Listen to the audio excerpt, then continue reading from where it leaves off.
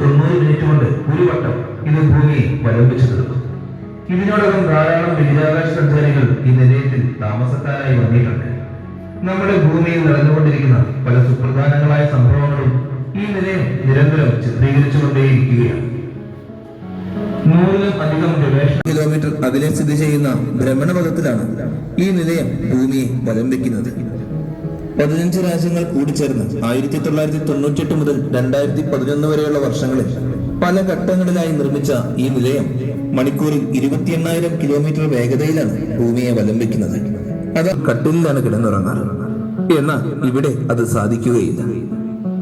ഇവിടെ ഒരു sleeping station ഉണ്ട്. അതിൽ നിവർന്നു നിന്നോ തലകീഴായി നിന്നോ കിടന്നു